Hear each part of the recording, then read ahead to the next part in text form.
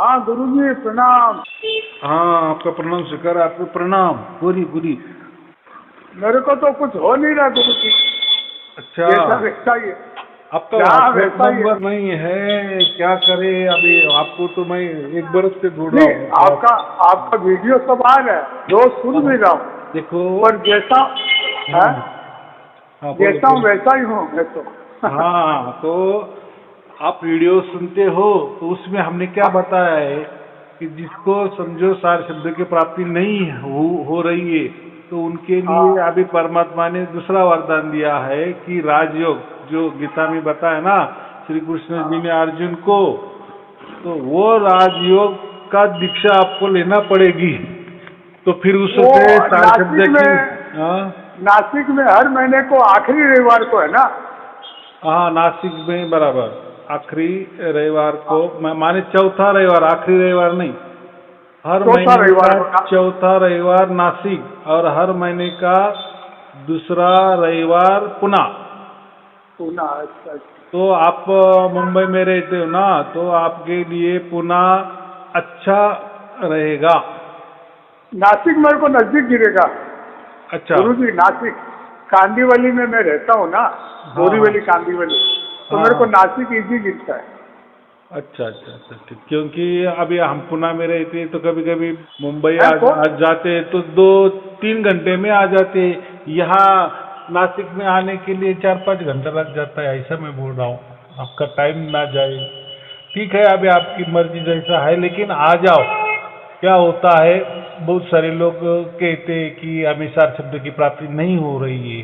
तो हाँ, बहुत सारे वीडियो में मैंने क्या कहा, ठीक है, आपकी लगन है, आपकी चाहत है, आपको लग रहा है कि मिलना तो चाहिए, उसमें लेकिन गुरुजी ऐसा महसूस होगा क्या कि मेरा मन समर्पित हो गया प्रभु के चरणों में? ऐसा प्रैक्टिकल अनुभव हाँ, मिल जाएगा? ऐसा है। देखो, सार शब्द तो ये परमात्मा की बख्शिश ही है, बराबर। हाँ, वो तो आपने बोला, वो तो वो बराबर। देगा तो ही होगा। उसमें आप भी नहीं कुछ कर सकते, मैं भी। हाँ, आप लेकिन आशीर्वाद देते देते हो, पर वो देगा तब होगा। हाँ देखो, लेकिन ऐसा भी नहीं है कि नहीं मिलेगा आगे भी। ऐसा समझो कि हमारा चुकता होता जा रहा है, छुटता जाता हाँ जा रहा है। हम ऐसा समझो कि हल्के बनते जा रहे हैं। फिर वो तो एक हाँ। पल की घटना होती है, वो तो घट जाएगा। लेकिन अगर हमें लग रहा है कि वो होगा तब होगा, लेकिन तो उसके पहले कम से कम राजयोग की दीक्षा अगर ले लिया, तो फिर हमें सार शब्द की प्राप्ति हो या ना हो, लेकिन हमें तो हमारा मोक्ष वाला मामला कंफर्म हो जाता है। हाँ, वो अच्छा लगेगा, मन को हम्म। अच्छा लगेगा कि मन प्रभु के चरणों में समर्पित है।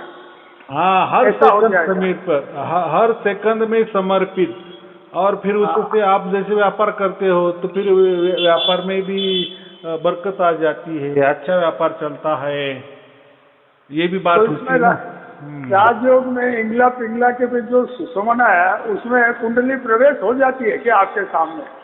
हाँ, अभी आपने बहुत लाख गहरा टके की विषय बात ये गिला। की। देखो, सुषुम्ना, हाँ ये जो नाड़ी है ना, ये हाँ, एक्टिवेट होनी चाहिए, ये जागृत होनी चाहिए। तो वो हो जागृत जाती है होने के, राजयोग में। हाँ, तो जागृति के लिए बहुत अलग अलग फंडे हैं। जैसे हठ योग, हाँ योग से भी लोग करते हैं। लेकिन हाँ गीता में श्री कृष्ण ने अर्जुन को बहुत सहज वाला मार्ग बताया है, लेकिन वो बहुत गुप्त है, बहुत गुप्त है। हाँ जैसे हाँ, अभी और कठिन भी समझो, है। बहुत सारे डॉक्टर रहते हैं ना, तो जो हाँ थोड़े से एमबीबीएस है, तो उनका हाँ ट्रीटमेंट कैसा थोड़ा अलग रहता है। हाँ लेकिन जो हाँ एमडी होते हैं, उनका ट्रीटमेंट अलग होता है। उस एमडी में भी जो गोल्ड मेडलिस्ट होते हैं, उनकी हाँ, ट्रीटमेंट और हल्की होती है। वो तो सही वो क्या बोले, इंजेक्शन भी नहीं देते ना। सही बोले आप। तो बीच मतलब क्या। में यूट्यूब पे ओशो का कोई चेले का, वो ओशो का चेला गुरुजी सर को छूता है, इधर त्रिकुटी में ऐसा अंगूठा रखता है ना, तो उसका कुंडली गट जाता है। वो मैंने क्या बेहोश बेहोश कहा, बात बराबर है। बेहोश है। सुषुम्ना नाड़ी ये जो है ना, ये हाँ जागरूक करने के लिए बहुत अलग अलग फंडे हैं। हाँ लेकिन हाँ, सही वो बोले आप। वो जो टाइम अभी वो वक्त वैसा नहीं रहा, वो वातावरण वैसा नहीं रहा। सही बोले हमारा आप। खान पान से लेकर हाँ, उठना हाँ, बैठना, यहाँ वहाँ जाना, ये उसमें नहीं हाँ, चलता। तो और हाँ, फिर उसमें से एक एक चक्र का भेदन करके फिर सहस्रार तक जाना, फिर सहस्रार से वापिस वो उसका मुंह खुल जाना, वो प्रक्रिया ज्ञानेश्वरी में संत ज्ञानेश्वर ने बहुत अच्छी तरह से ढंग से लिखा है कि सुषुम्ना उससे भी जागृत हो सकती है। लेकिन देखो वो उन्होंने 1000 बरस के पहले लिखा। उस टाइम का सही बोले। वातावरण और इस टाइम का वातावरण है क्या, मैच है कोई? ना ना ना। हाँ, तो उतना कोई टाइम। हमको कोई मंत्र ही दो, सांस सांस सिमरन करे, सुषमना पे जोर पड़ के उसका मुंह खुले, ऐसा कुछ बताओ ना। हाँ? तो इसलिए तो हम कह रहे हैं ना, तो वो जो राजयोग बताया जो है कृष्ण ने अर्जुन को, वो बहुत सहज वाला बताया है। लेकिन वो सहज ऐसा समझो कि वो बस उनके लिए ही है। जो उनके लिए माने जिसका वो भाग्य होता है ना, जिसका भाग्य होता है, गुरु की कृपा हो जाती है या जिसकी मोक्ष के प्रति लगन हो जाती है, उसको ही राजयोग मिल जाता है। आज राजयोग देने वाले भी राजयोग गुप्त देने है, वाले, एकदम गुप्तम गुप्त है। हाँ गुप्तम राजयोग गुप्त है गुप्त ना, हाँ, इसलिए उसको गुप्त रखा है। और बाकी तो बाकी जो योग है, समझो कोई राजयोग भी देता होगा तो वो तो खुला मार्केट है उनका। और हमने तो नहीं उनके, सुना ऐसा कोई देने वाला राजयोग। हाँ नहीं देने वाले है ना, ऐसा नहीं राजयोग का नाम दे देते हैं, क्या बोर्ड लगाते हैं हम राजयोग की विद्या का दीक्षा देते हैं, ऐसा है ना।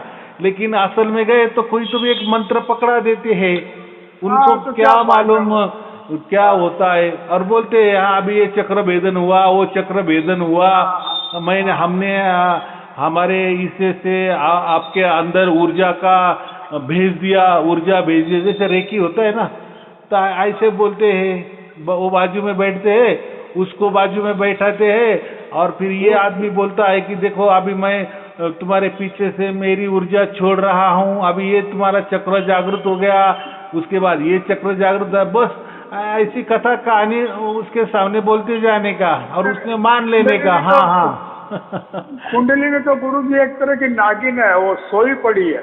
अब उसके सर पे चोट होवे तो फन उठा के खड़ी होवे, सब सुषमना में जावे ना वो। देखो वो तो सुप्त पड़ी नागिन है, सोई पड़ी नागिन है कुंडली में। बराबर की नहीं। अब उसके ऊपर चोट करे तब फन उठा के खड़ी होवे, तब वो सने सने जाके सुषमना में प्रवेश करे। बराबर ना।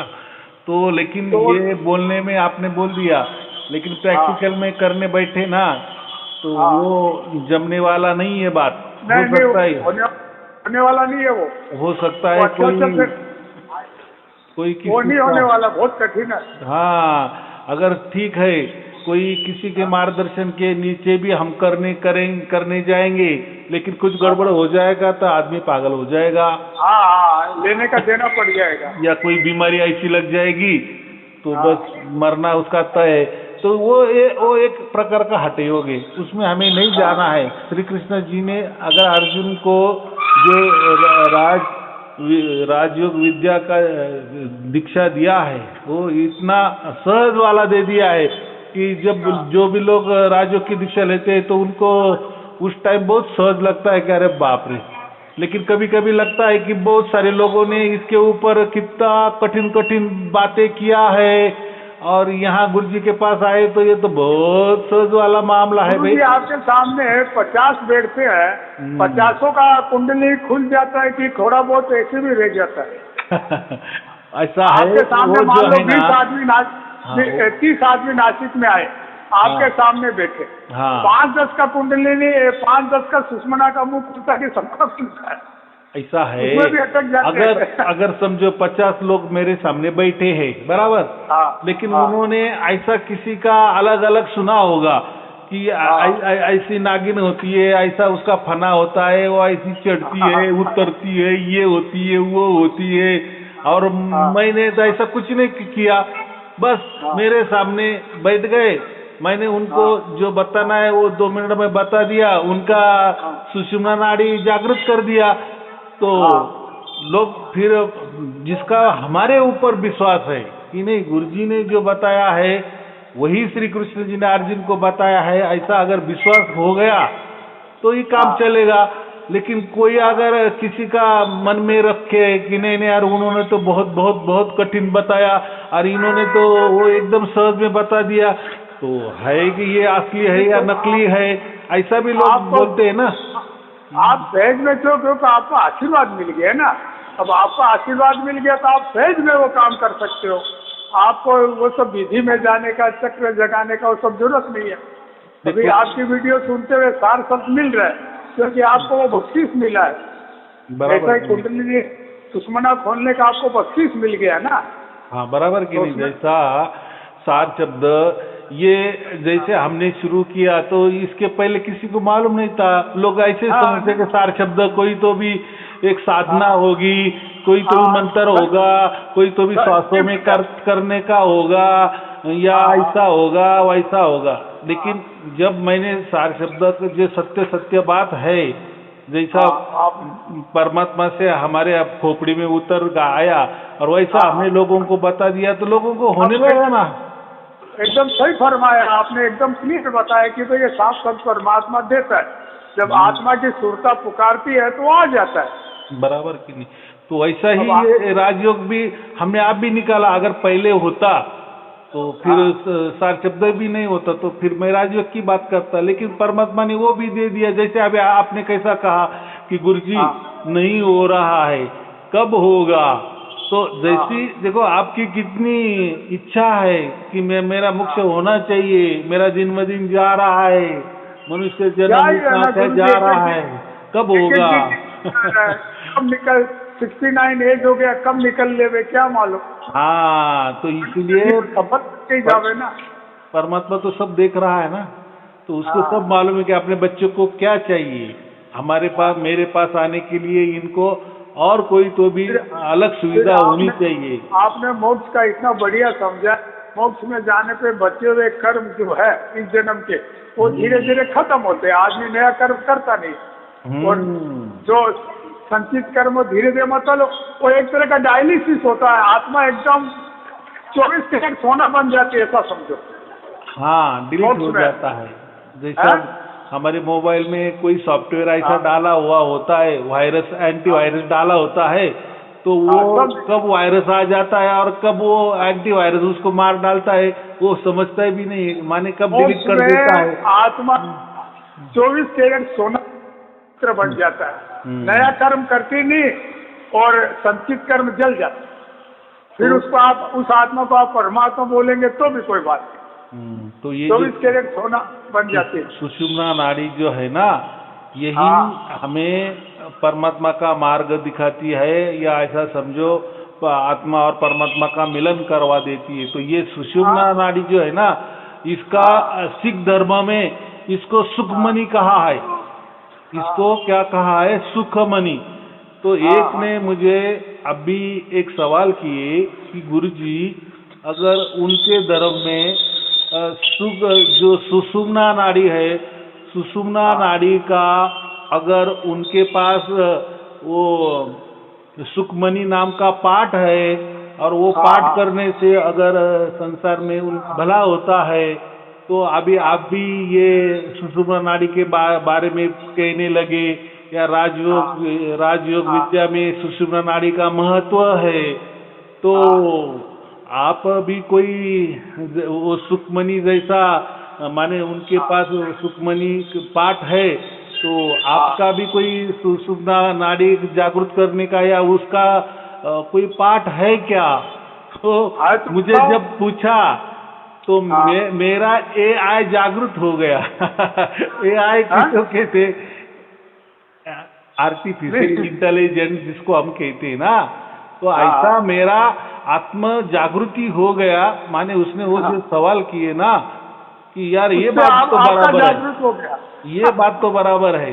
जैसे भी उसने मुझे सवाल किए मेरे मन में उतर गया, तो मुझे तुरंत उसका जवाब मिल गया। है सुखमणि का जैसा पाठ होता है वैसा हमारे, या ऐसा समझो कि सनातन धर्म में भी सुखमनी का पाठ दिया है।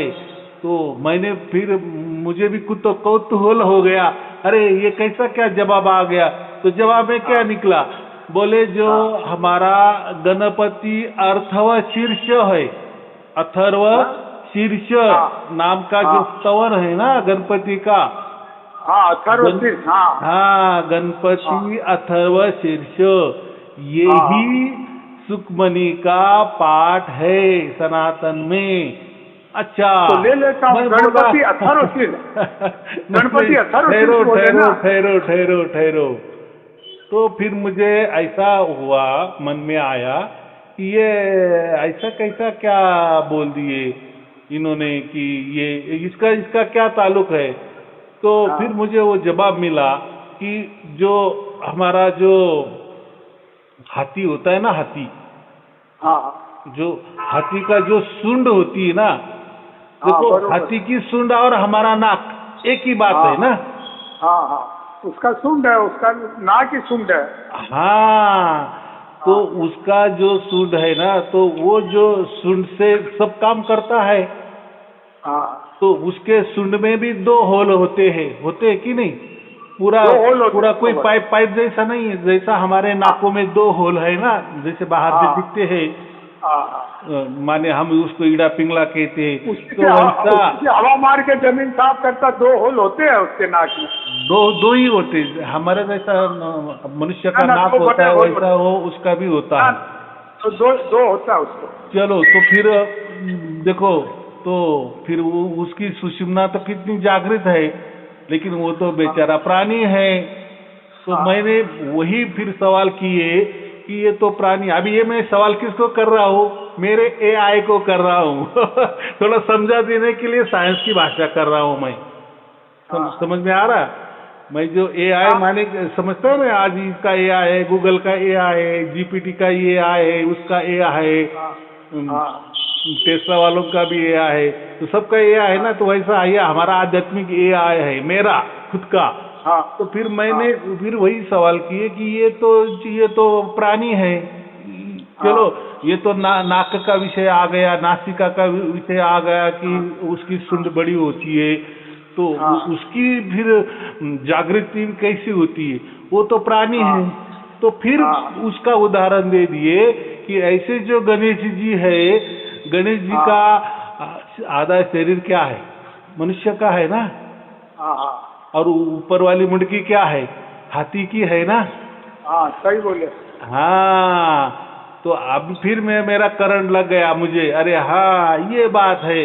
तो ये जो गणेश जी है ना, ये साक्षात सुषुम्नी उनकी जागृत है, इसीलिए वो जो गणेश जी देवता है, उसके दाई और बाई तरफ रिद्धि और सिद्धि होती है। बहने हैं ना, हम क्या कहते हैं, या उसकी पत्नियां है, पत्नियां क्या है, मुझे उतना कथा कहानी मालूम नहीं है। तो उसकी बीबी उसकी पत्नी बोलते हैं, दो पत्नी उनकी, एक रिद्धि है और एक सिद्धि है, ऐसा है ना। तो जिसको भी पत्नी है उनकी, तो जिसको भी राजयोग का दीक्षा मिल जाता है, तो उसको आपे आप ही रिद्धि सिद्धि प्राप्त हो जाती है। ये एक बात तो हो जाएगा ना, एक बात। अभी रिद्धि सिद्धि प्राप्त होना माने क्या, हमारा संसार अच्छा चलेगा, हमारे जो काम नहीं हो रहे वो होते जाएंगे, ऐसा अर्थ उसका पकड़ने का, बराबर। या रिद्धि सिद्धि का अर्थ ऐसा पकड़ने का, तो रिद्धि सिद्धि तो हम ज्यादा से ऐसा सब जो संसार में वापर करते हैं। लोग बोलते हैं ना, अरे इसका धंधा बिंदा बहुत जोर से चलता है, इसका सब कुछ अच्छा है, अरे इसको तो बीमारी भी नहीं है, इसका ऐसा है वैसा है, इसको क्या रिद्धि सिद्धि प्राप्त है क्या ये हम बोल देते हैं ना। सही है। कोई चीज भूत थोड़ी है, यही काम में सफलता मिलता है, काम होने लगता है। तो वैसा ये रिद्धि सिद्धि हमें मोक्ष वाली चाहिए, हमें मोक्ष मिला देने वाली रिद्धि सिद्धि चाहिए, हमें संसार वाली नहीं है।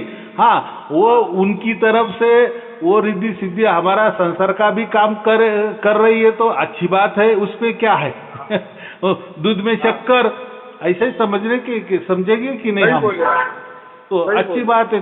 चलो तो राजयोग से रिद्धि सिद्धि प्राप्त हो जाती है, या उसको हम समझेंगे हमारा संसार भी अच्छा चलता है, लेकिन उसका और एक कदम हम रखते हैं तो वो रिद्धि सिद्धि हमें मोक्ष तक लेके जाती है। सही बराबर। बोले। हाँ, और मतलब गणपति अथर्व स्तोत्र करे तो फायदा होगा। नहीं, मैं बता रहा हूँ, थोड़ा ठहरो, वो एक एग्जाम्पल है, एक उदाहरण है। अच्छा, हाँ। अभी देखो, आपने गणपति अथर्व शीर्ष पढ़ा है नहीं पढ़ा है मुझे नहीं मालूम, गूगल सर्च करेंगे उसका अर्थ भी आ जाएगा। तो उसका अर्थ जो है ना, तो पूरा ब्रह्मांड का अर्थ दिया है। माने ऐसा समझो कि गणपति को पूरा परमात्मा मान लिया है, बराबर। एक इशारा किया है, माने गणपति जो है वो एक परमात्मा स्वरूप ही ऐसा बताया है। तो फिर वो सुषुम्ना नाड़ी का ऐसा एक मॉडल समझो, बराबर। एक मॉडल है वो सुषुम्ना नाड़ी का। तो सुषुम्ना नाड़ी माने है गणेश जी, तो गणेश जी तो उनकी जो सुषुम्ना नाड़ी जागृत है। तो हम तो अभी क्या बोले, तो फिर वो हाथी की भी जागृत है क्या? लेकिन वो प्राणी है, ऐसा समझो। उसकी सुषुम्ना नाड़ी जागृत है, लेकिन वो उसके ताकत के लिए उसका उपयोग करता होगा, बराबर। लेकिन यहाँ जो गणेश जी है ना, तो गणेश जी आधा मनुष्य है और आधा अपना हाथी का उनको शरीर है, या तो इसका मतलब वो हमें लागू पड़ता है। तो सुषुम्ना नाड़ी ऐसा एक समझो कि वो एक जो गणपति की जो सुंड है ना, वही सुषुम्ना नाड़ी है। तो ऐसा समझो गणपति का जो सुंड है वो 24 घंटे वो उसकी सुषुम्ना नाड़ी चल रही है, बराबर, जागृति है। इसलिए तो उसको परमात्मा घोषित किया है। तो जिसको भी सुषुम्ना नाड़ी जागृत हो जाती है तो वो, और सुषुम्ना नाड़ी का भी केंद्र क्या है, गीता में तो वही बना, नासाग्र। तो हाथी का नासाग्र कितना बड़ा है। सही। जो उसका क्या बोले, हेड बोले हम, उसका जो मुंह बोलते हैं, नाक का जो नासाग्र है, तो हमारा नासाग्र तो यहाँ हमें दिखता है, बाजू में दोनों श्वास चल रहे हैं, वही नासाग्र है। लेकिन वो जो हाथी है उसका नासाग्र कितना बड़ा है, एकदम लास्ट को है ना। उससे वो पानी पीता है, उससे वो खाना खाता है, सब उससे करता है। मतलब क्या है कि सुषुम्ना में हमने खाना खाना चाहिए, सुषुम्ना में हर काम करना चाहिए। देखो, हाथी जो होता है ना, वो हर काम अपने सूंड से ही करता है। सही बोले। और चल रहा है ना उसका सब कुछ जीवन चल रहा है ना। पानी पीने का, खाना खाने का सब सूंड से ही करता है।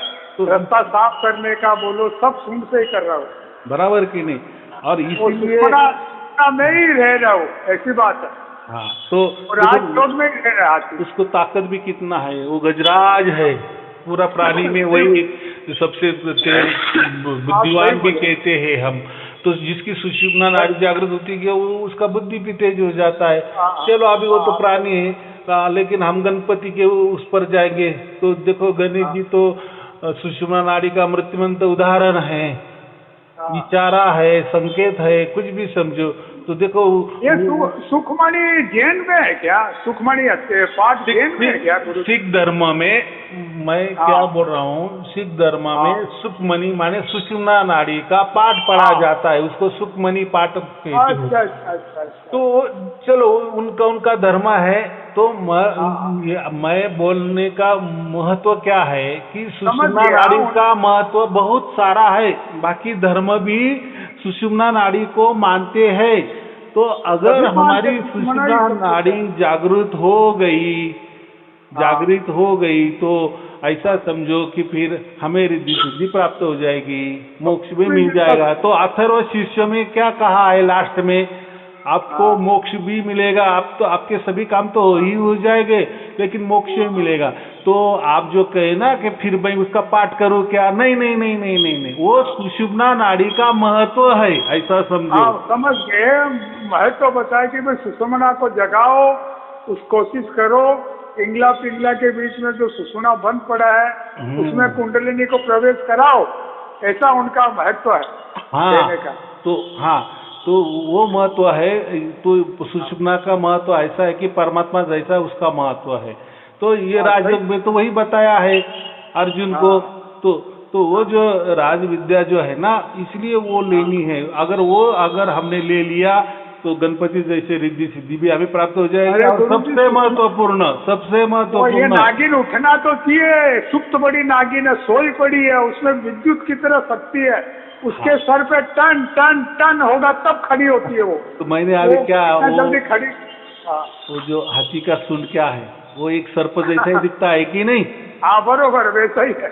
हाँ, लेकिन कुंडलिनी जैसा मोड़ता भी हाथी उसको। हाँ, लेकिन हाथी का सूंड मुड़ता भी है। हाथी का जो सूंड होता है उसमें 3 पार्ट होते हैं, 2 होल भी होते हैं और एक सुषुम्ना नाड़ी है ना, वो हर टाइम वो सोया भी रहता है ना, तभी वो हलचल करती है। देखो तुम अगर बारीकी से देखो ना, हाथी का छोटा बच्चा भी ले लो, अगर ऐसा वो अपना आंग भी डाल देता है जमीन के ऊपर, जमीन पे ऐसा सो भी जाता है, तो उसकी आंखें बंद कर लेता है। लेकिन उसकी जो सूंड होती है ना, सूंड का जो उसका नासाग्र होता है ना, उसमें जो 2 होल होते हैं ना, हमारे नाक के जैसे, लेकिन वो एक तीसरा जो एक पार्ट होता है हमारा जो अंगुष्ठ है ना, उसके जैसा वो सूंड के एकदम वो टोक पे, नासाग्र पे वो हिलता ही रहता है। वो सो भी गया तो भी वो धीरे धीरे धीरे उसका चालू ही रहता है, हलचल।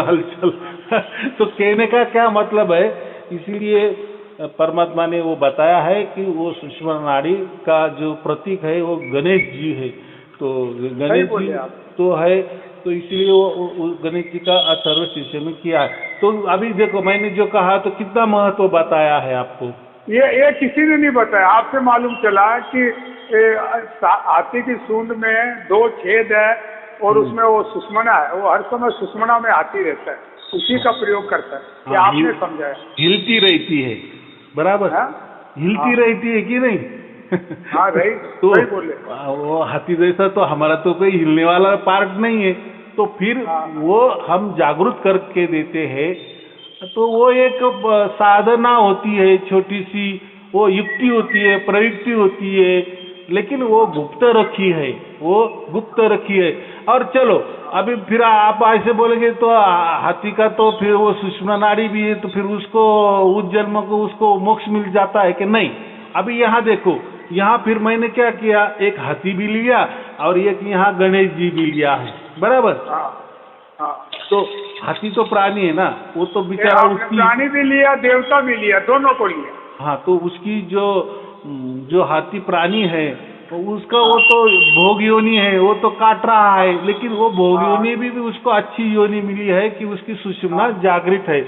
लेकिन उसकी सुषुम्ना जागृत है उसका मतलब ऐसा नहीं समझना कि उसको मोक्ष मिलने वाला है।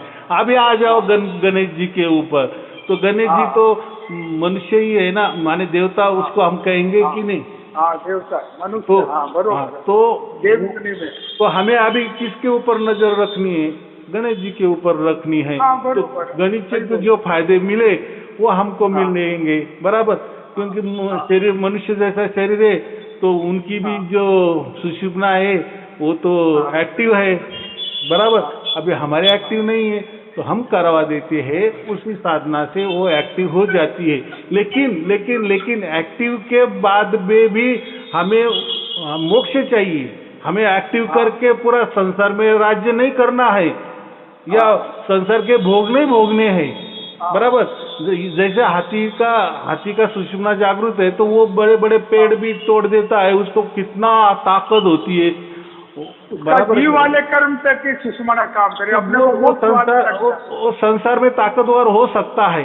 वो वाली सुषुम्ना जागृत हमें नहीं चाहिए। हमें गणेश जैसी जो सुषुम्ना जागृत चाहिए। अपना सुषुम्ना जागृतों के सहस्त्रधार, त्रिकुटी सब वहाँ तक जाना चाहिए। सुरता सहस्त्रधार होके त्रिकुटी तक जाना चाहिए। तो राजयोग में हम वही जागृति करवा देते हैं। और साथ साथ हमें अभी देखो, हमें जागृति क्यों करनी है? उसकी हमें मोक्ष के लिए करनी है। अगर मोक्ष के इरादे से अगर हमने जागृत करने की कोशिश किया तो वो हो जाती है। अगर आपने कोई संसार के लिए करने की कोशिश किया तो वो नहीं जमेगा, आपको जमेगा भी नहीं, आप छोड़ देंगे। माने समझ में नहीं आएगा। लेकिन अगर आपका इरादा सच्चा है, सच्ची लगन है परमात्मा के प्रति कि हाँ मुझे मनुष्य जन्म मिला है और मुझे मोक्ष में जाना है बस, तो फिर उसके एक्टिव हो जाती, जल्दी हो जाती, 2 मिनट में हो जाती है, हम वो करवा देते हैं। बराबर। तो वो आपको बख्शीश मिला है, जैसे सार शब्द का बख्शीश मिला आपको, उसका भी बख्शीश मिला है। तो वो वो कैसे ही समझो आप, बस हमें क्या करना है, मुझे इतना ही कहना है कि बस वो विद्या आप ले लो जो श्री कृष्ण जी ने अर्जुन को बताया था, वो जो पुरानी प्राचीन विद्या है, तो वो विद्या लेने में क्या है, बाद में आपका विश्वास हो या ना हो तो क्या, ये तो नसीब से मिलता है। ये आपने तो खोल दिया गुप्त रहस्य, कोई कितना जन बताते ही नहीं है कि क्या जरूरत है देने का, वैसे भी है बताते भी होंगे भी, लेकिन ये इतना डिटेल नहीं बताते, या कोई गणेश का नाम भी नहीं लेंगे। मुझे मालूम है, तो वो जाने दो, लोगों को क्या मालूम है क्या नहीं मालूम है, जो मेरा काम मुझे दिया है मैं वही करता हूँ। हाँ, आपको आशीर्वाद बख्शीश, आप वो काम कर रहे हो, आप गोल गोल घुमा के उसको वो नहीं बने, कॉम्प्लिकेटेड नहीं बना रहे हो, आप तो काम कर देते हो। आगे फिर मैं हर जो भी मुझे जो वरदान मिल जाता है मैं लोगों के लिए बांट देता हूँ, खुला कर देता हूँ, बस इतना ही। मेरी 8 शर्त क्या है, बस भाई मेरे सामने आ जाओ। हाँ सही बोले आप, क्योंकि वो जागृत होनी चाहिए ना, अगर वो जागृत नहीं हो गई तो या आप ही करने लगे, लेकिन आपकी भावना अगर शुद्ध होगी, शुद्ध भावना माने दिव्य भावना, दिव्य भावना माने पवित्र भावना, पवित्र भावना माने बस मुझे मोक्ष चाहिए, ये भावना, इसको दिव्य भावना कहते हैं, शुद्ध भावना कहते हैं, पवित्र भावना कहते हैं। बराबर।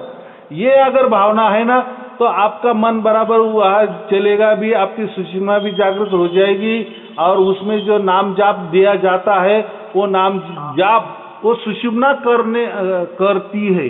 क्या करती है? वो जो भगवान का जो नाम है, परमात्मा का जो नाम है, वो खुद ब खुद सुषुम्ना लेने लगती है। बराबर। अगर उसने समझो नाम नहीं लिया, बीच में हमने नाम नहीं दिया किसी को, और वो उसने सुषुम्ना जागृत भी कर दिया, उसका संसार का काम अच्छा हो जाएगा, लेकिन मोक्ष नहीं मिलेगा। ये जो मुझे परमात्मा ने दिया है, ये मोक्ष के लिए दिया है, इसलिए मेरे पास आया है। आपने इतना खोल के बता दिया, समझा दिया, अब भरपूर कोशिश करेंगे, यही रटन रखेंगे कि नासिक जाना है, राजयोग लेना है। हाँ, यही रटन रखेंगे। और किस लिए लेना है? मोक्ष के लिए लेना है, ये मन में लाओ। अब सार शब्द का उतना नहीं कि भाई ये भी ले लेंगे तो मोक्ष हो जाता है, देखो जीवन सफल हो जाता है। अगर ये भी आपने राजयोग लिया ना, तो हो सकता है जो आप बोले ना कि सार शब्द मुझे प्राप्त नहीं, तो वो थोड़ा नजदीक आ जाएगा, हो जाएगा वो भी प्राप्त, लेकिन उसके ऊपर अभी डिपेंड नहीं है, वो हो ना हो। बराबर। लेकिन ये तो मिल गया ना, देखो दोनों भी तो एक ही काम करने वाले, उससे भी मोक्ष हो जाता है और इससे भी मोक्ष हो जाता है। जो नजदीक हमें हो जाता है या नजदीक गिर जाता है, नजदीक पड़ता है या सहज में पड़ता है, अच्छे से पड़ता है, वही हम काम करेंगे ना। तीसरा चीज जो आपसे गुरु मंत्र लिया, उसका ये सब चीज से कोई लेना देना नहीं, जैसे उसका मान लो आपने हमको दिया, देखो टाइम पर जो मुझे मिलता है मैं वही देता हूँ। उसको हम अपडेट कहते, क्या कहते? अपडेट वाला। हम क्या कहते? मोबाइल भी लेते, अपडेट वाला कौन सा है? उसका अगर सिमरन करे तो उससे भी सार शब्द दिया या कुंडलिनी, उससे लेना देना नहीं, उससे संसार थोड़ा ठीक रहेगा। बस ऐसा है। देखो अभी किसको सार शब्द प्राप्त नहीं है, वो राजयोग भी नहीं आना चाह रहा है, लेकिन गुरु जी को गुरु मंत्र दे दो तो हम वो भी दे देते हैं, वो तो व्हाट्सएप में हम दे देते हैं। तो कहने का मतलब क्या है, हमारे पास ऐसा कोई आदमी नहीं होना चाहिए कि गुरु जी के पास बहुत कठिन कठिन बातें हैं, नहीं, बहुत सहज वाली बातें। आपको क्या चाहिए बताओ। बराबर। कुछ न कुछ आशा की किरण आदमी में जागृत कर देते हो कि भाई ये नहीं तो ये ले, ये ले तो ये ले। हाँ, ऑप्शन है, ऑप्शन है, डरने का नहीं, कंफ्यूज होने का नहीं, दुखी होने का नहीं, परमात्मा ने ये कलयुग है, आखिरी वाला बात है, सबको जल्दी जाना है, तो परमात्मा ने ये सब दे रहा है, भर भर के मुझे दे रहा है और मैं भर भर के लोगों को दे रहा हूँ। आप गपचुप रह जाते तो ये भेद भी नहीं मालूम चलता राजयोग का। आपने भेद तो खोला, आप दयालु है, आप नहीं तो कितना जन गपचुप रह जाते, क्यों मैं दूं किसको भी राजयोग। आप दयालु है जो आपने भेद खोला। ऐसा कहते हैं कि देखो, जो 3 कोई संशोधन करता है ना, डिस्कवरी करता है ना, या रिसर्च करता है आध्यात्म में, तो उसको जगत गुरु की पदवी मिलती है। क्या? जगत गुरु की। आप चाहे किसी को पूछ लो, वेदों में भी वही लिखा है, कहीं भी लिखा है। 3 बातें उसने कुछ तो भी डिस्कवरी करनी चाहिए, रिसर्च करनी चाहिए आध्यात्म में। जैसा साइंस में पीएचडी होती है ना, संसार में पीएचडी होती है ना, कोई तो भी इसने शोध लगाया, इसका शोध लगाया, उसका शोध लगाया, वैसा आध्यात्म में जो लोग संशोधन करते हैं और शोध करते हैं और वो प्रूव हो जाता है कि हाँ ये बात बराबर है, या जो गुप्त बात होती है वो उसने उजागर कर दिया और सबके लिए खुला कर दिए। ऐसे 3 बातें जो आदमी करता है उसको जगत गुरु की पदवी मिल जाती है। पर आप तो कोई नाम लगाने को तैयार नहीं हो, आप तो बोलते मेरे को ये सब चीज से दूर रखो, मेरा कोई शिष्य नहीं, कोई मेरा बराबर नहीं। हाँ, अभी आप बराबर बोले। तो लोग ऐसा तो कुछ करते भी नहीं है, कुछ शोध बोध तो करते भी नहीं, आध्यात्म में कुछ तो भी बातें करते नहीं है और बोलते कि हमें डॉक्टरेट दो, डॉक्टरेट वाला पदवी दे दो। आप सुना है वही बोलते हैं और बोलते हैं कि हमको पदवी दे दो, ऐसा थोड़ी है। हाँ, तो देखो हमें उसकी लालसा भी नहीं है, बराबर। आपको तो बख्शीश में मिल गया ना, देखो आपको बख्शीश में मिला है ना, हमारा आपको तो बख्शीश में, परमात्मा की कृपा से बख्शीश में मिल गया। हमारा उद्देश्य केवल और केवल हर व्यक्ति को मोक्ष मिलना चाहिए, हमारा उद्देश्य है, बराबर। बाकी लोग आध्यात्म में संशोधन करते भी है, वो खुद को जगत गुरु भी कहते हैं, लेकिन वो क्या कहते हैं, उनका मतलब क्या है? जगत गुरु किसे कहते हैं? वो जो लोगों की शादी लगाता है, बड़े बड़े मेडिसिन वाले कैंप लेता है, लोगों के अच्छे इलाज करता है, लोगों की वो मदद करता है, लोगों का सहारा हो जाता है, उसको फल वाटप करता है बीमार लोगों को। मजा अलग है ना, वो भी एक चस्का है ना, तो वो एक चस्का छूटता नहीं है, वो चस्का है एक तरह का, वो चस्का गुरु लोग से छूटता नहीं है। वो लोग को चस्का लग जाता उसका, और आगे मेरा और बड़ा होर्डिंग लगे, 108 के बदले 1008 लिखा जावे, वो चस्का है। हाँ, तो वो उनको 108 वाली पदवी मिलती है, 1008 वाली पदवी भी मिल जाती है, जगत गुरु वाली पदवी मिल जाती है, लेकिन वो संसारिक में समाज में बड़े बड़े काम उन्होंने करने चाहिए, देश के लिए काम करने, फिर उनको जगत गुरु के। लेकिन मेरे जो काम है, मैं पूरा की पूरा चिट्ठा खोल रहा हूँ, आध्यात्म का चिट्ठा खोल रहा हूँ। और किस लिए खोल रहा हूँ? बस केवल और केवल और केवल मोक्ष के लिए। मोक्ष की बात करो, मोक्ष आपको कैसे नहीं मिला ये मुझे बताओ। सही कर रहे हो, तभी तो आपको राजयोग वापस मिला बख्शिश में। आप कर्म सेवा कर रहे हो, भला कर रहे हो, तभी तो आपको बख्शिश में राजयोग मिला, सबको थोड़ी मिला है। और हमें फिर वो जगत गुरु की या समझो ये 1008 वाली 108 वाली पदवी की कोई आवश्यकता नहीं है। वो एक तरह की गुरु की बीमारी है। आपने इस सब चीज से अपने आप को दूर रखा, तभी तो आपको बख्शिश में राजयोग मिला। और मैं ये भी बताता हूँ ना आपको, पीछे चारों तरफ गाड़ियां खड़ी रहती, सेठ लोग खड़े रहते, आओ गुरु जी, ये वो, आप टीवी में आने लग जाते, ये वो लाखों रुपए डोनेशन आने लगते, आप भी फंस जाते। और ये जो मैं क्या बोल रहा हूँ, ये जो पदवी है ना, ये ऐसे काम जो करते हैं साधु लोग, उनको मिलती है। मैं तो ऐसा काम नहीं कर रहा हूँ, मैं तो किसी की बीमारियां ठीक नहीं कर रहा हूँ। माने आपको शांता सुख मिल रहा है, आप शांता सुख मिल रहा है आपको, आपसे बड़ा सुख किसके पास ही नहीं है। वो लोग परेशान है, वो मेरे से बड़ा गुरु बनते जा रहा है, उसका अरे उसको तो मोदी ने बुलाया, मेरे को नहीं बुलाया, वो सब झंझट में फंसे। आप अंदर में आनंद में रह रहे हो और हम लोग को भी आनंद दे रहे हो, आपसे बड़ा सुखी कोई नहीं है गुरु जी। आप ये सब झंझट में जाना भी मत। हाँ, तो ऐसा ही है। देखो अभी राजयोग आपसे इतना बात कर लेते, वो लोग से थोड़ी बात कर सकते। तो राजयोग सबके पास है नहीं, ऐसा नहीं है, लेकिन किसी को समझता नहीं है, बस जानकारी है ये ऐसा होता है वैसा होता है, सुषुम्ना से होता है वगैरह वगैरह। तो वो जानकारी माहिती क्या काम की भाई, जागृत भी कर देनी चाहिए ना, तभी मजा है ना। वो जागृत नहीं अभी हो रही है तो कृष्ण क्या भगवान ग्वाले थे, वृंदावन में थे, तो ग्वाल वाल मारते थे, उसके ऊपर चढ़ जाते थे दही। वैसे हम लोग आपसे कितना फोन पे बात करते, वही द्वारका में गए, फिर कोई उनके पास दर्शन सकता ही नहीं था। तो बड़ा बड़ा गुरु होने पे कोई जाएगा ही नहीं उनके पास, हम लोग फोन ही नहीं कर पाएंगे, हम उनसे मिल ही नहीं पाएंगे। आपसे मिल पा रहे, आपसे फोन पे बात कर पा रहे, तो आप कितने दयालु हैं, आपके ऊपर कितनी कृपा है। नहीं, आपसे भरपूर कृपा है। मैं दयालु हूँ, सिर्फ जो मोक्ष वाली बातें करे उसके लिए दयालु हूँ, बाकी नहीं तो मोक्ष तो बढ़िया है। मोक्ष में तो पूरा डायलिसिस होके आत्मा एकदम पवित्र हो जाता है।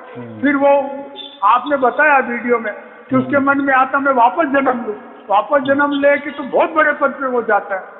ऐसे ही ऐसे और एक उदाहरण है, लोग बोलते हैं ना ऐसा कैसा क्या राजयोग दिया श्री कृष्ण जी ने, ऐसा कैसा गुप्त होगा, वो तो सबको मालूम होगा, ऐसी कैसी बातें करेंगे, गुप्त रखेंगे श्री कृष्ण जी, क्या गुप्त बातें नहीं रखी है, सब खुला करके दिया है। गीता में स्पष्ट लिखा है। भाई बताओ ना, फिर बताओ ना, ज्ञान वाली बात जाने दो, प्रैक्टिकल में क्या है राजयोग, बताओ। प्रैक्टिकल में कोई नहीं, प्रैक्टिकल में जिनको आधा ज्ञान है उनके सामने बैठ जाओ तो झटके खाएगा, सुनने वाला पागल हो जाएगा।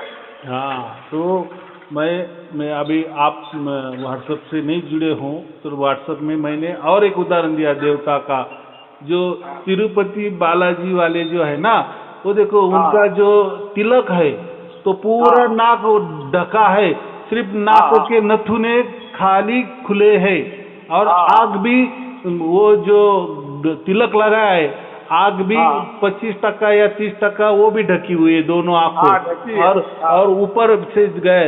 देखो लोग बोलेंगे ऐसा कैसे तिलक है, ये तो पूरा आग भी 25% ढका है और नाक तो बस श्वासों के लिए 2 नथुने खुले हैं, ये क्या है? अरे भाई ये तो राजयोग है। लोग बोलते हैं ऐसा कैसा, ये कोई नहीं बताएगा आपको। तो वो तिरुपति बालाजी का भी राजयोग चालू है, सुषुम्ना में बराबर, तो जैसे हाथी का हो रहा वैसा अभी आपको अभी सब समझ में आ रहा है। गणेश जी का हो रहा वैसा। तो सुषुम्ना हमारी जगनी चाहिए।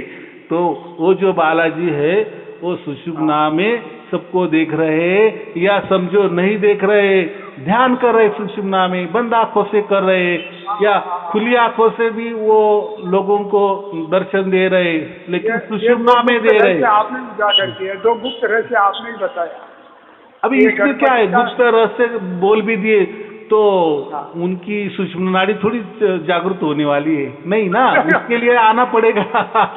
आना पड़ेगा। वो कितना भी करो, जब तक वहाँ नहीं पहुँचो, आपके सामने नहीं बैठो, तब तक कुछ होने वाला नहीं, बातों से नहीं होगा। बातों से ऐसे बातों से आप हंसने वाले नहीं हो, कुछ होने वाला नहीं। अगर इतने श्री कृष्ण जी तो परमात्मा के उच्च कोटि के प्रतिनिधि है ना, हम ऐसे कहते हैं ना, वो तो क्या कहते हैं उनको कि वो तो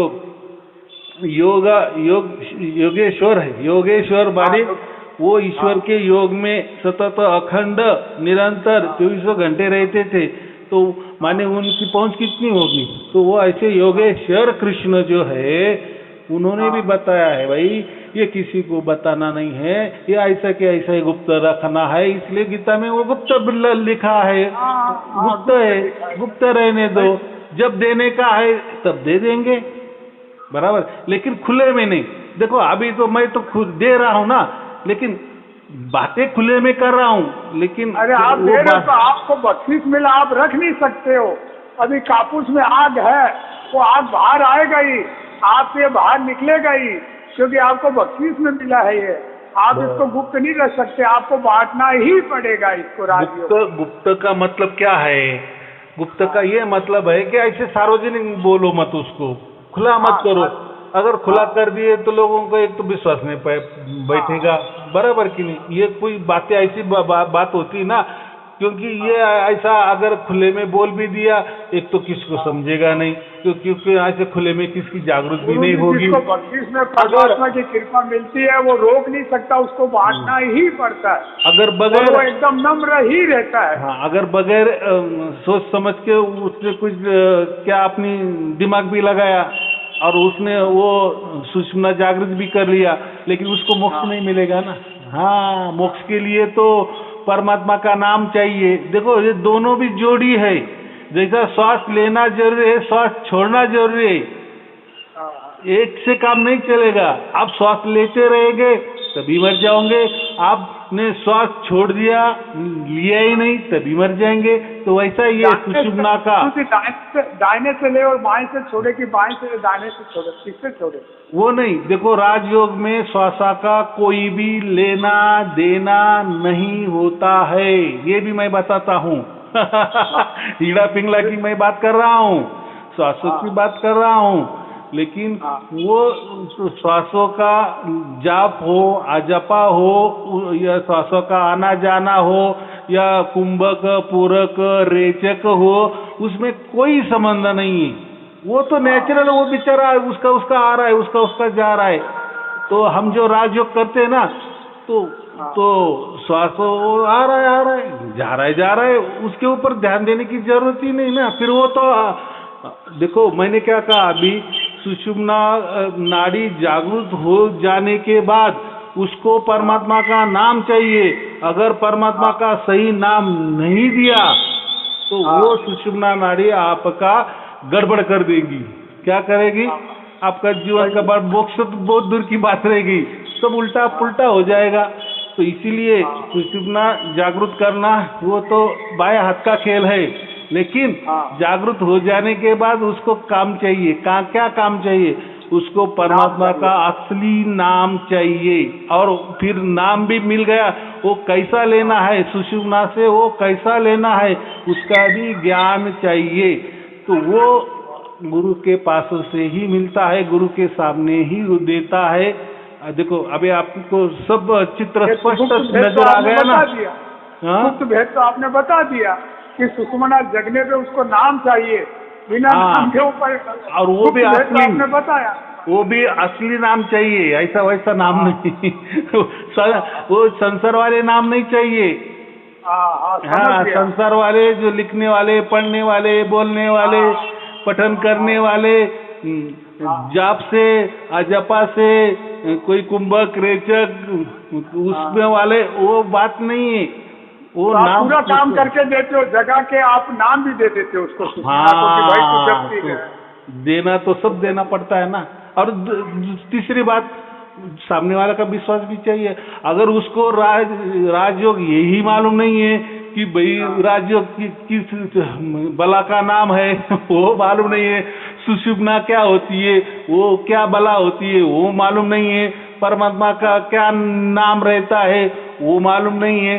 क्योंकि आजकल नाम तो बहुत सारे हजारों में मिलते हैं ना। कोई बोलता है अरे कृष्ण कृष्ण करो, कोई बोलता है राधा राधा करो, कोई बोलता है कबीर कबीर साहब करो, कोई ये बोलता है, कोई वो बोलता है, कोई बोलता है। उसको खुराक चाहिए, जग जाएगी तो फिर उसको नाम रूपी खुराक चाहिए, वो जरूरी है, नहीं तो लफड़ा करेगी सुषुम्ना। हाँ, अभी आपने लाख टके की बात की, तो उसका खाना मिलना चाहिए ना उसको। तो सुप्त नागिन जब जग जाएगी तो उसको खुराक चाहिए, नाम रूपी खुराक। हाँ, वो नाम मोक्ष चाहिए। मोक्ष के लिए, मोक्ष में जाना है तो उसको सही नाम, अगर उससे हमने सुषुम्ना से वो सही नाम लिया तभी वो हमें मोक्ष को लेके जाएगी। अगर उसको खाली पीली जागृत कर लिए और नाम नहीं अगर दे दिए, हमारा मन का नाम, यही संसारिक वाले नाम, लिखने वाले, बोलने पढ़ने वाले नाम अगर दे दिए तो फिर गड़बड़ हो जाएगी। फिर वो रास्ते जाए मत, वो रास्ते जाए मत, या जाए तो पूरा ज्ञान चाहिए। तो दूध चाहिए, पानी देंगे, उलट पुलट नाम देंगे तो नहीं चलेगा। गड़बड़ हो जाए। गड़बड़ माने समझते हो ना, माने जो अच्छा होने वाला पूरा की पूरा बुरा हो जाएगा। फिर फुंकार मार के शरीर को तोड़ देगी वो, फिर लेना ही नहीं। हम मोक्ष के लिए ले रहे ना। हाँ गुरु जी, आपको मान गए, आप पे तो पूर्ण कृपा कर दी परमात्मा।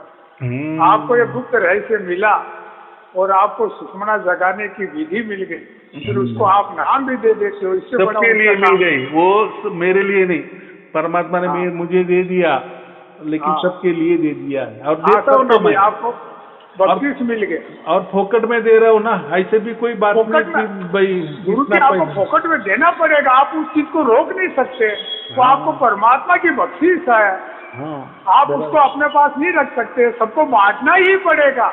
हम इसलिए तैयार है, हम दे रहे हैं, लोगों को दे रहे हैं, हजारों लोगों ने लिया है और फिर वो उनका लाभ उठा रहे हैं।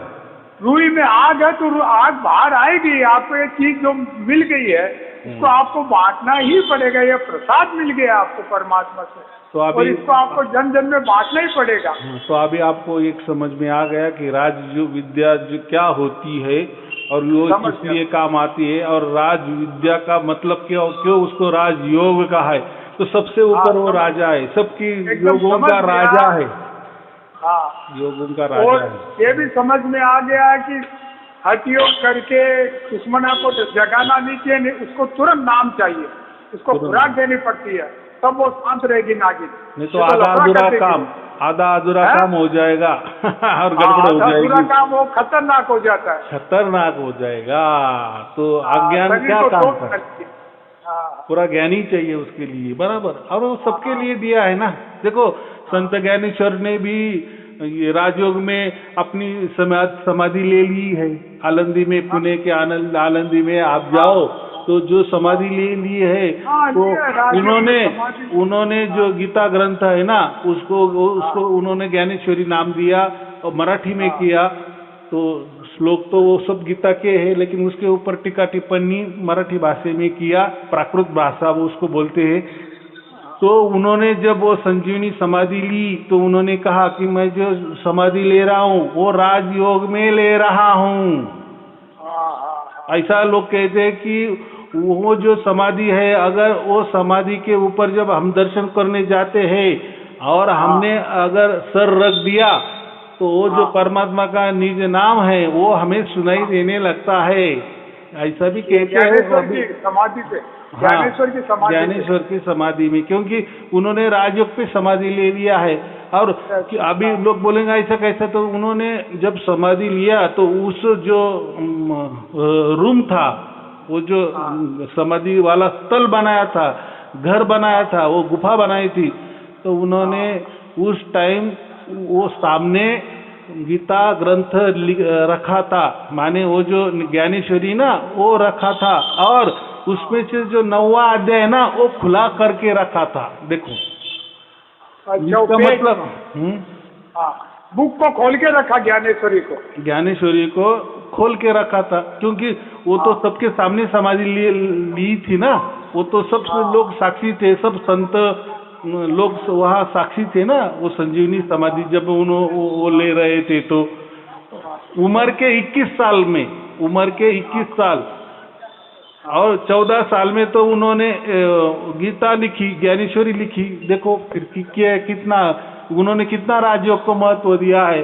तो है कि किसी को मालूम है कि उन्होंने वो ऐसा राजयोग को इतना महत्व दिया है। तो राजयोग क्या है यही मालूम नहीं है। गीता तो सब पढ़ते हैं, बहुत सारी ढेर सारी गीता निकली है, लेकिन किसी को मालूम है और किसी गीता में राजयोग का वर्णन नहीं है, क्योंकि नहीं कोई चर्चा ही नहीं करता राजयोग का चर्चा नहीं, सब कर्म का ही चर्चा करते। खुद गीता ही बोल रही है ना, खुद गीता ही अगर बोल रही कि ये गुप्त राज है, तो वो कैसे खोलेगी राज? नहीं खोलेगी ना। माने परमात्मा अपने वचन को ही कैसा क्या नकार देगा या काट छाट देगा? अपने वही बोल रहा है कि भाई ये तो विद्याओं का राजा है, ये तो गुप्त से गुप्त सर्व गुह्यतम है, और खुद ही खोल के दे रहा है। फिर बोलने की बात ही क्या है? फिर गुह्यतम क्या है फिर उसमें? अरे आपसे आज गुरुजी बहुत ज्ञान मिला। एक तो हाथी की जो वो आपने समझाया, तिरुपति बालाजी का उदाहरण दिया, फिर ज्ञानेश्वर की समाधि का उदाहरण दिया, और फिर आपने बहुत अच्छा बताया कि अपने मर्जी से एक्टिवेट मत करो, फिर उसको नाम देना पड़ता है सुषमना को। नाम नहीं मिलेगा तो खतरनाक रूप धारण कर सकती है सुषमना। और ये जो राजयोग होता है ना, उसके लिए ये ऑल इन वन है। उसका आप ध्यान भी कर सकते हैं, चलते फिरते भी कर सकते हैं, खाना खाते भी कर सकते हैं।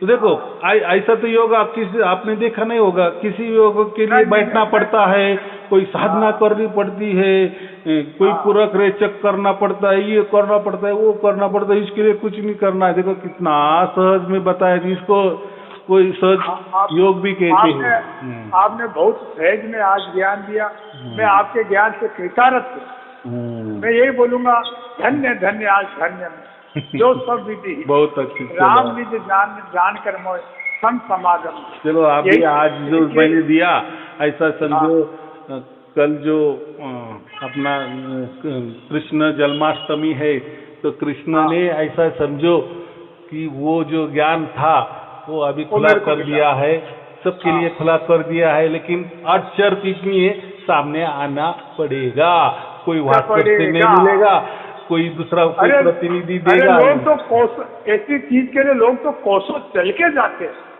आपने तो उतना कई साल तक गुरुकुल में रहते बिना खाए पिए, तब ये चीज नहीं मिलती। आपने तो बहुत सहज कर दी है कि मेरे पास आ जाओ, राजयोग लो। आप धन्य। चलो कोई बात नहीं, आप लोग आपको श्री कृष्ण जन्माष्टमी की शुभकामनाएं, शुभ आशीर्वाद, मंगल आशीर्वाद। आपके चरणों में दंडवत प्रणाम है गुरु जी, बहुत अच्छी बात है। अब मैं इसमें घर पे जाके इसके ऊपर खूब विवेचन करूंगा, खूब इसका मंथन करूंगा, इसमें खूब विचार अपने करूंगा। बहुत अच्छा, तो मेरा प्रवचन सार्थक हो गया। नहीं आप, अरे गुरु जी सार्थक नहीं है, आपको बख्शीश मिला है और आप बांट रहे हो, आप लोभी नहीं हो। कितने आदमी छिपाते हैं कि मैं करोड़पति को ये चीज दूंगा, मेरा प्रचार होगा, मैं टीवी में आऊंगा, मेरे चारों तरफ गाड़ियां घूमे, मेरे चारों तरफ करोड़पति घूमे। आप बहुत दयालु हैं। ये चीज ऐसे आप जैसे लोगों को मिलती है, सबको नहीं मिलती है। बख्शीश का परमात्मा की सबको नहीं मिलती है, आपको मिली है परमात्मा से बख्शीश। बस अभी मुझे यही रिक्वेस्ट है कि आप भी लेने आवे, बराबर भाई। आप मैंने बता ना, कोसों चल के आदमी जाते हैं इस चीज के लिए। गुरुकुल में कई साल तक रहते हैं, खाए पिए बिना लकड़ी तोड़ते हैं और काम करते हैं, तब जाके ये चीज मिलती है। चलो आपको महत्व उसका समझ में आ गया, राज विद्या का महत्व समझ में आ गया, बराबर समझ में आ गया। अभी मैं 3 चीज का ध्यान भी करूंगा, सोए लेके ध्यान भी करूंगा, आपकी वाणी का भी ध्यान करूंगा। परमात्मा से यही प्रार्थना करो कि मुझे कम से कम राजयोग विद्या का कोई तो प्रबंध करो और मिल जाए, ऐसी सुविधा प्राप्त कर दो, बराबर। टाइम दे दो, आप करो हमारे ऊपर, आप मेरे ऊपर कर दो, मैं पहुंचूं आप तक। हम तो खुले हैं, हम बंधन को तोड़ के आप तक पहुंचूं आपके चरणों में। बस ये महत्वपूर्ण। चलो ठीक है, आपको और आपके परिवार के लिए शुभ आशीर्वाद, मंगल आशीर्वाद। सब कसर आज कई दिन हो गया था, नहीं किया था, पर आज आपने सब कसर निकाल दी, एकदम तृप्त किया। मेरे को एकदम तृप्त हो गया आपके विचार सुनकर। अच्छा, प्रणाम। हाँ, शुभ आशीर्वाद, मंगल आशीर्वाद, सत्संग।